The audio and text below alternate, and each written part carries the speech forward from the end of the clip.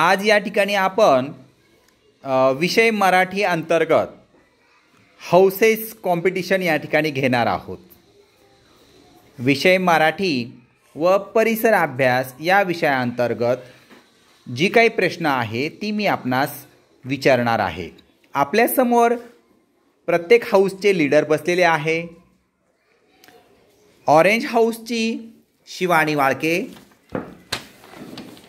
त्यानंतर रेड हाऊसची काव्या गायकवाड, त्यानंतर ब्ल्यू हाऊसचा भावेश गायकवाड, त्यानंतर येलो हाऊसचा आदित्य गायकवाड।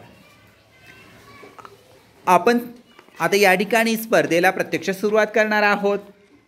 मी प्रत्येकाला एक एक प्रश्न विचारेन आणि प्रत्येकाने नीट ऐकून त्याचं उत्तर द्यायचं आहे। ऑरेंज ग्रुपच्या लीडरसाठी माझा पहिला प्रश्न आहे, खेळांची नावे सांग।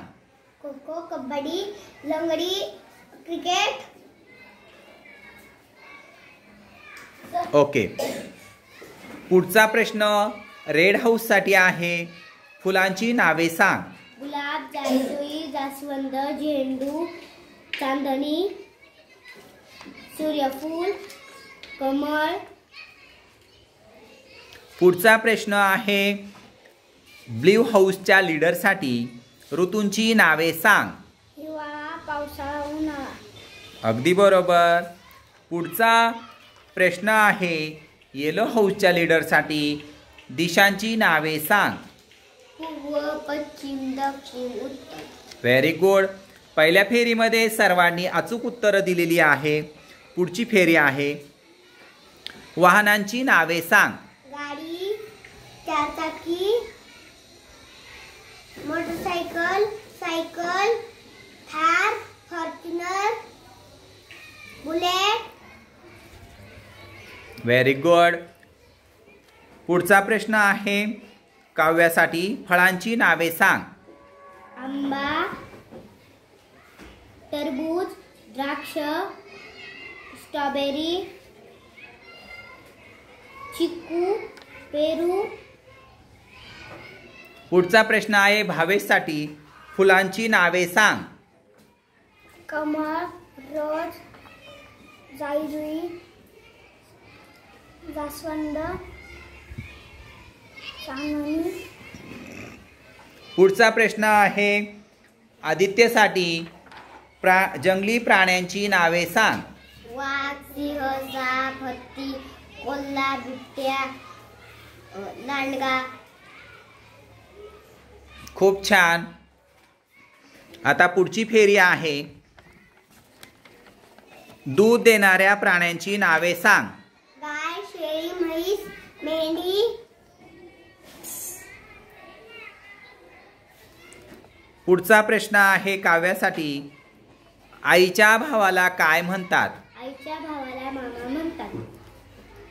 वडिलांच्या भावाला काय म्हणतात। वडिलांच्या भावाला काका म्हणतात। आईच्या बहिणीला काय म्हणतात। आईच्या बहिणीला मावशी म्हणतात। खूप छान, खूप छान खेळत आहात तुम्ही सर्व लीडर, अतिशय अचूक उत्तर देत आहात।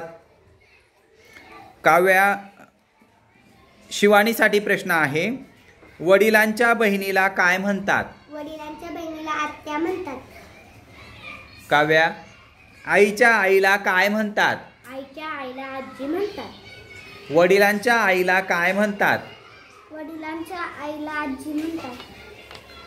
हिराबाईचा कोणता गुण तुम्हाला आवडला। हिराबाईचा गुण चतुर आम्हाला आवडला। चतुरपणा हा गुण आम्हाला आवडला। खूप छान। पुढे चंपकच्या गावाचे नाव काय होते। चंपकच्या गावाचे नाव डोंगरगाव होते। बरोबर। वडेश कोणत्या गावात राहत होता। वडेश चिंचपूर नावाच्या गावात होता। कुत्र्याला पाण्यात काय दिसले होते। कुत्र्याला पाण्यात त्याचे प्रतिबिंब दिसले होते। अगदी बरोबर। वडेश म्हणजे काय आहे रे। झाड। झाड आहे, बरोबर। हा, आता पुढचा प्रश्न आहे अनेक वचन। मी तुम्हाला एक शब्द सांगणार, त्याचे अनेक वचन बनवून तुम्ही मला सांगायचं। तयार आहात मग चौघही? हो। ओके। शिवानी, झाड, झाडू, झाड अनेक वचन, झाडे, झाड, झाडे, झाडे, फूल, फुले, फुले, फळ, फळे, पान, पाने, पाने. अशा प्रकारे अनेक वचन तुम्ही अतिशय अचूक सांगितले. हां, त्यासाठी सर्वांनी यांचं स्वागत करा, टाळ्या वाजवा.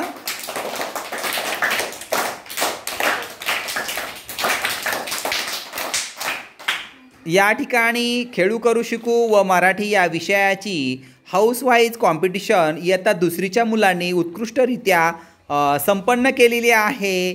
त्याबद्दल तुमचे सर्वांचे मनपूर्वक धन्यवाद.